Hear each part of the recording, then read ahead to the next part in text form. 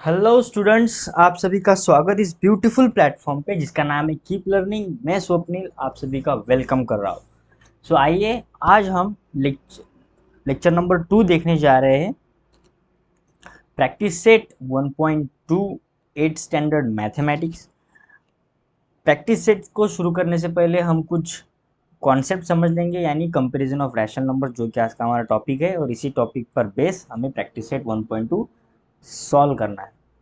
Comparison of rational number. तो सबसे पहले देखिए, रैशनल नंबर की डेफिनेशंस हमने लास्ट लेक्चर में देखी है। रैशनल नंबर्स किसे कहा जाता है, उनकी क्या क्या प्रॉपर्टीज होती है, इनके बारे में डिटेल स्टडी किया है। अब कंपैरिजन यानी देखिए, नाम में हमें समझ आता है कि कंपेयर करना है। ठीक है, क्या करना है?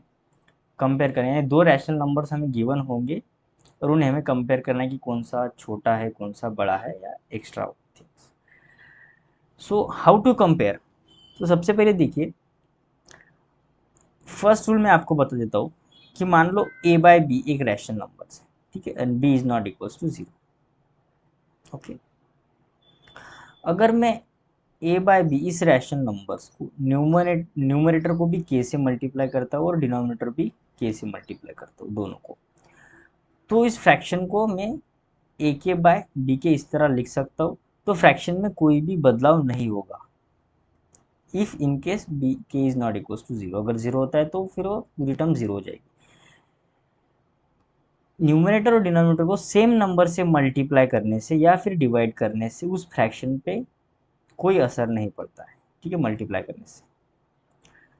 इसका सीधा सीधा उदाहरण ये है कि मान लो मेरे पास, अगर हम ऐसे कहते हैं ना कि इक्वल टू के साइड, अगर 2 किलो यहाँ इस साइड में रखता हूँ और 2 किलो उस साइड में रखता हूँ, ठीक है, 2-2 किलो, और अगर मैं दोनों साइड में कुछ और एक्स्ट्रा 1-1 किलो ऐड कर दूंगा तो भी इक्वलिटी साइंस क्या रहेगा, कांस्टेंट ही रहेगा, यानी दोनों इक्वल ही रहेंगे। सिमिलर थोड़ा सा कॉन्सेप्ट ये पे भी सिमिलर है कि मैं न्यूमरेटर में भी सेम नंबर से मल्टीप्लाई कर रहा हूँ, डिनोमिनेटर से भी सेम नंबर से मल्टीप्लाई कर रहा हूँ, तो फ्रैक्शन में कोई भी मुझे गड़बड़ी या फिर चेंजेस नहीं मिलेगी। ठीक है, ये रहा फर्स्ट आपका रूल। दूसरा रूल क्या कहता है, अगर मान लो नंबर लाइन है, नंबर लाइन के बारे में हमने पढ़ा है कि मान लो एक नंबर लाइन है। ठीक है, यहाँ पे क्या होता है, जीरो, फिर यहाँ पे पॉजिटिव नंबर्स होते हैं, ऐसे इन्फाइनाइट तक बढ़ते जाते हैं, और इस साइड होते हैं निगेटिव नंबर। हमें ध्यान देखना है कि नंबर लाइन पे जो नंबर से ऑलवेज इंक्रीज होते हैं टूवर्ड्स द राइट साइड, यानी यहाँ पे क्या होंगे, इंक्रीजिंग होंगे। ठीक है, टूवर्ड्स द राइट साइड। यानी अगर मैं ये कहूँ कि -1 और -2 से बड़ा कौन है, तो आप ये कहेंगे -1 बड़ा है, -2 छोटा है। यानी यानी आप जैसे जैसे लेफ्ट साइड जाते जाओगे, नंबर्स छोटे छोटे होते जाएंगे, और जैसे जैसे राइट साइड जाएंगे, नंबर्स बड़े होते जाएंगे। ठीक है, थर्ड रूल हमारा क्या कहता है,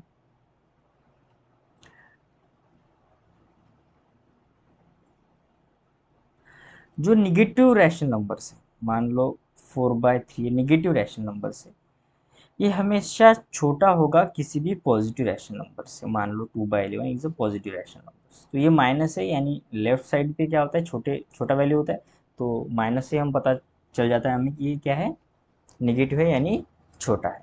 ये थ्री रूल्स है। इन्हीं थ्री रूल्स के बेसिस पर हमें क्या करना है, प्रैक्टिस से सॉल्व करना है। तो देखते हैं, और उससे पहले हम क्या सीखेंगे कि कंपैरिजन का साइन भी पढ़ेंगे। मान लो ए इज ग्रेटर देन बी, मैं इस तरह लिख रहा हूँ। इसका मतलब होता है कि ए की वैल्यू बड़ी है बी से। अब बड़ी क्यों है, क्योंकि ए के पास देखो दो कॉर्नर है। ठीक है ना, कुछ इसे इस तरह ध्यान में रखिए कि जिसके पास दो कॉर्नर होंगे वो बड़ा, और जिसके पास सिर्फ एक ही कॉर्नर होगा वो छोटा। ठीक है, अब मैं अगर बोलूँ तो देखो, यहाँ पे बी बड़ा होगा क्योंकि इसके पास दो कॉर्नर है इसलिए बड़ा, इसके पास एक कॉर्नर है इसलिए छोटा। इस अगर आप ऐसे ट्रिकी यूज करके ध्यान में रखने की कोशिश करोगे तो कन्फ्यूजन नहीं होगा। अब देखिए, सबसे पहले फर्स्ट सॉल्यूशन। -7 एंड -2, कौन सा नंबर यहाँ पे बड़ा है और कौन सा नंबर छोटा। अब हम जानते हैं कि लेफ्ट साइड में जैसे जैसे हम लेफ्ट साइड में जाते हैं नंबर लाइंस पे नंबर्स छोटे होते जाते हैं और जैसे जैसे राइट साइड में आते हैं नंबर्स बड़े होते जाते हैं। अब लेफ्ट साइड में नंबर लाइन पर अगर मैं बात करता हूँ, मान लो ये हमारी नंबर लाइन है कुछ इस प्रकार, यहाँ पे 0 1 2 और फिर -1 -2 -3। अब -7 कुछ यहाँ पे आएगा और -2 ये है। लेफ्ट साइड में देखो -7 है, -2 लेफ्ट साइड से कंपेयर में राइट साइड यानी 0 के पास है, तो बड़ा कौन सा नंबर होगा? -2 बड़ा होगा। सिंपल सी बात है। तो हम ये करें, या फिर आप ऐसे भी ध्यान में रख सकते हो कि नंबर लाइन पे जो लेफ्ट में होता है वो छोटा होता है, जो राइट में होता है वो बड़ा होता है। यहाँ पर देखो ये लेफ्ट में है तो छोटा है और -2 यहाँ पे राइट में है तो ये बड़ा है। ठीक है, कुछ इस प्रकार आपको करना पड़ेगा, इसे यूज करना पड़ेगा। नेक्स्ट क्वेश्चन, 0 और -9/5। सिमिलरली अब 0 देखो नंबर लाइन पे कहाँ होता है? ठीक है, सेंटर पे होता है। और 9/5 -9/5 क्या कहाँ पे होगा? लेफ्ट पे होगा। अगर लेफ्ट पे होता है तो छोटा होगा, इसका मतलब 0 इससे क्या है? बड़ा है। ठीक है ना, वरना लोग क्या कहते हैं कि 0 तो छोटा हो जाएगा ना, क्योंकि 0 तो मतलब कुछ भी नहीं और -9/2 एक नंबर है। तो यहाँ पे गलती ये हो सकती है कि 0 यानी कुछ नहीं, इसका मतलब इसे छोटा दिखा दो, तो ऐसा नहीं करना है। As compare to minus number 0 is always greater. ठीक है, अब थर्ड देखते हैं, 8/7 एंड 0। अब देखो यहाँ पे पॉजिटिव नंबर 8/7 जो कि 0 के राइट हैंड साइड पे होता है। राइट हैंड साइड पे हमेशा नंबर लाइंस पे नंबर्स बड़े होते हैं। ठीक है, देखो कितना इजी है, सिंपल है। फिर आएगा -5/4 एंड देन 1/4। माइनस साइन है यानी लेफ्ट साइड पे नंबर से है फिर छोटे होंगे। 1/4 पॉजिटिव नंबर है तो ये बड़ा होगा। इतना इजी और सिंपल है, फटाफट कर रहे हैं। 29 एंड 141/29। अब देखो दोनों नंबर पॉजिटिव नंबर है। अब हम कंपेयर क्या करेंगे? सबसे पहले इसका डिनोमिनेटर कंपेयर करेंगे। देखिए डिनोमिनेटर इक्वल है, ठीक है, वही टास्क होता है कि डिनोमिनेटर सेम होना चाहिए। डिनोमिनेटर सेम होने के बाद अब न्यूमरेटर की तरफ जाइए, जो न्यूमरेटर बड़ा होगा। ठीक है, ध्यान से सुनिए, जो न्यूमरेटर बड़ा होगा वो नंबर बड़ा ही होगा और जो न्यूमरेटर छोटा होगा वो नंबर छोटा ही होगा। अब यहाँ पे 141 न्यूमरेटर क्या है? बड़ा है और 40 न्यूमरेटर छोटा है। तो वन जिसका न्यूमरेटर बड़ा वो बड़ा नंबर, जिसका न्यूमरेटर छोटा वो छोटा नंबर। पर कब? जब डिनोमिनेटर इन दोनों के सेम हो। ठीक है, 6 क्वेश्चन नेक्स्ट पेज पे। ओके, सो नंबर 6 क्वेश्चन देखिए, -70/20 और -30/20। यहाँ पर भी देखो न्यूमरेटर अब डिनोमिनेटर अब सेम है तो हम न्यूमरेटर को टैली करेंगे। अब न्यूमरेटर देखिए, -30 और -70 लेफ्ट में है एज कंपेयर टू -30, तो -70 छोटा होगा। समझ आ रहा है? तो यहाँ पे -70 छोटा होगा, फिर हम -30। 7 नंबर 50/12, ये कह रहा है 7/60। अब यहाँ पे थोड़ा सा हमें संभलना है क्योंकि यहाँ पे ना ही डिनोमिनेटर सेम है और ना ही न्यूमरेटर सेम है। अब डिनोमिनेटर सेम करने के कुछ टेक्निक्स होते हैं जो हम यूज़ करेंगे यहाँ पे। ठीक है, एक तो टेक्निक्स ये है कि न्यूमरेटर और डिनोमिनेटर को कुछ ऐसे नंबर से मल्टीप्लाई किया जाए ताकि वो नंबर्स आगे जाके डिनोमिनेटर सेम हो। ठीक है, अगर मान लो कि मैं 50/12 को न्यूमरेटर में भी 60 और डिनोमिनेटर में भी 60 मल्टीप्लाई करता हूँ तो इसका वैल्यू क्या मिलेगा मुझे? 240 आएगा और नीचे कितना आएगा? कैलकुलेट करो, 192 आएगा। ठीक है, 50/12 को मैंने सेम नंबर से मल्टीप्लाई किया है डिनोमिनेटर में भी और न्यूमरेटर में भी। अगर दोनों तरफ मल्टीप्लाई कर रहा हो तो इसका मतलब इसकी वैल्यू एज इट इज़ ही है, यानी इसका वैल्यू भी 15/12 ही है। मैंने कुछ नहीं किया है, बस एक ही नंबर से दोनों को मल्टीप्लाई किया है। ठीक है, और जो 7/60 है उसको मैं 12 से मल्टीप्लाई करता हूँ, डिनोमिनेटर और न्यूमरेटर को, तो इसका वैल्यू कितना आएगा 84 डिवाइड बाय 192। अब देखो यहाँ पे दोनों के डिनोमिनेटर सेम है। अब मैं इजीली यहाँ से कंपेयर कर सकता हूँ, तो मैं क्या करूँगा 240/192 और 84/192। अब डिनोमिनेटर सेम है, मैं न्यूमरेटर को कंपेयर करूँगा। न्यूमरेटर को मैं जब कंपेयर कर रहा हूँ तो 240 मुझे ज़्यादा लग रहा है 84 से, और है भी वो, और 240 ज़्यादा है, तो मैं कुछ इस तरह लिख दूंगा। यानी इसका मतलब अब देखो 240/192 किसका वर्जन है, यानी किसको हमने चेंज किया था 50/12 को, तो उसे लिख लेते हैं 50/12। 84/192 किसका वर्जन है 7/6 का, सो ये हो जाएगा 50/12 बड़ा हो जाएगा 7/60 से, सॉरी 6 नहीं, यहाँ पे 60, आई एम सॉरी 60।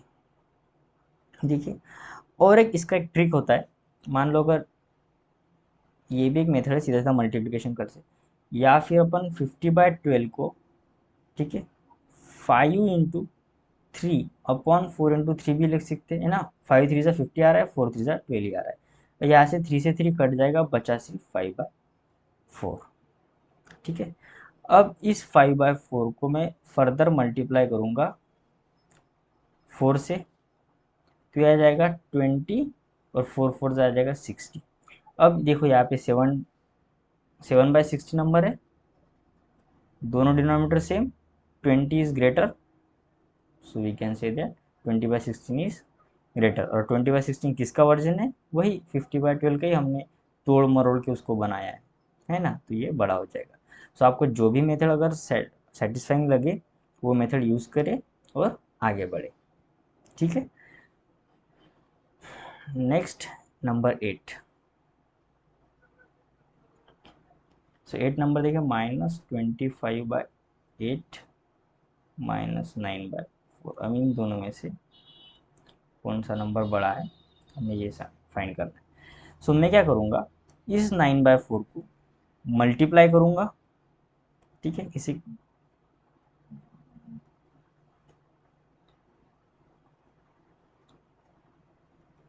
-9/4 को मैं 2 से मल्टीप्लाई करता हूँ, तो आ जाएगा -18/8। अब देखो इन दोनों का डिनोमिनेटर सेम हो गया, -25/8 -18/8। अब दोनों का डिनोमिनेटर सेम है। अब न्यूमरेटर को कंपेयर किया जाए, न्यूमरेटर में -25 लेफ्ट साइड में है एज कंपेयर टू -80, है ना, -80 राइट में होता है और -25 लेफ्ट में होता है, तो -25 छोटा होगा, यानी इसका मतलब मैं कुछ इस तरह से लिख सकता हूँ। सो ये किसका वर्जन है ये हमें देखना होता है। सो -25/8 और -18/8 किसका वर्जन है, -9/4। सो ये कुछ इस तरह आंसर आएगा। देखिए कितना इजी है, सिंपल है। ये हो गया 8 नंबर। अब 9 देखो क्या है, इसे कॉपी कर लेते हैं ताकि हम नेक्स्ट स्लाइड पे इसका यूज़ कर सकें। 9 नंबर, ओके। सो अब देखिए 9 नंबर क्या कर रहा है, 12/50 और 3/5। अब हमें क्या करना है, देखो 3/5 को मैं क्या करूँ, मल्टीप्लाई करूँगा 3 से, और डिनोमिनेटर पर भी 3 से, तो 3 3 ज़ा 9, 5 3 ज़ा 50। अब देखो यहाँ पे डिनोमिनेटर सेम है, यानी 12/50 9/50। डिनोमिनेटर सेम है, न्यूमिनेटर को कंपेयर कीजिए, न्यूमिनेटर को कंपेयर करने को ये देखने को मिल रहा है कि 12 क्या है, बड़ा है। सो कुछ इस प्रकार आएगा आंसर। कितना इजी है ना, ओके। So -7/11 and -3/4। अब देखो दोनों में कुछ कंपैरिजन हो रहा है, नहीं हो रहा है, तो हम क्या करेंगे, -7/11 को 4 से मल्टीप्लाई करेंगे। सो ये मतलब डिनोमिनेटर पर भी 4 से मल्टीप्लाई और न्यूमिनेटर पर भी 4 से मल्टीप्लाई, तो आ जाएगा -28, तो आ जाएगा 44। और जो दूसरा नंबर है यानी -3/4, उसे हम 11 से मल्टीप्लाई करेंगे, यानी डिनोमिनेटर पर भी और न्यूमिनेटर पर भी, सो आ जाएगा -33 44। देखिए यहाँ पे अब डिनोमिनेटर और न्यूमिनेटर हमारे सेम हो गए, आई मीन डिनोमिनेटर सेम हो गए। सो डिनोमिनेटर सेम, अब हमें न्यूमिनेटर कंपेयर करना है। अब न्यूमिनेटर को जब कंपेयर करेंगे, सो -28 के कंपेयर में -33 लेफ्ट में है, सो -33 छोटा होगा और -28 बड़ा होगा। ठीक है, सो -28 क्या होगा, बड़ा होगा।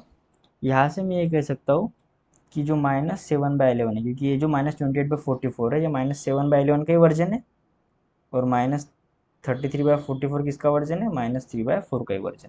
सो ये क्या होगा, -7/11 बड़ा हो जाएगा। ठीक है, सो यहाँ पे हमारा प्रैक्टिस सेट 1.2 जो होता है वो ख़त्म होता है। आई होप आपको पूरा कंसेप्ट अच्छे से समझ आ गया होगा कि लेस देन किसे कहा जाए, ग्रेटर देन किसे कहा जाए, छोटा या बड़ा कौन सा होता है, अगर डिफरेंट डिफरेंट रैशनल नंबर्स हमें मिलते हैं तो किस प्रकार उसे कन्वर्ट करना होता है, ये भी हमें अच्छे से समझ आ गया होगा। सो मिलते हैं नेक्स्ट लेक्चर में, वहाँ पे हम प्रैक्टिस सेट 1.3 ख़त्म करेंगे और साथ में थोड़ा सा बेसिक्स कॉन्सेप्ट भी अच्छे से समझ लेंगे। सो thank you so much for watching this video. अगर आपके फ्रेंड्स को अच्छा लग रहा है, आपको भी अच्छा लग रहा है, तो शेयर कीजिए, चैनल को सब्सक्राइब कीजिए, और ऐसे ही अच्छे अच्छे कंटेंट के लिए बेल आइकॉन को प्रेस कीजिए ताकि आने वाले सभी न्यू नोटिफिकेशन आपको इजीली मिल जाए। इस चैनल पे आपको 5th स्टैंडर्ड से लेके 10th स्टैंडर्ड तक मैथमेटिक्स मिलेगा, टोटली कम्प्लीटली फ्री।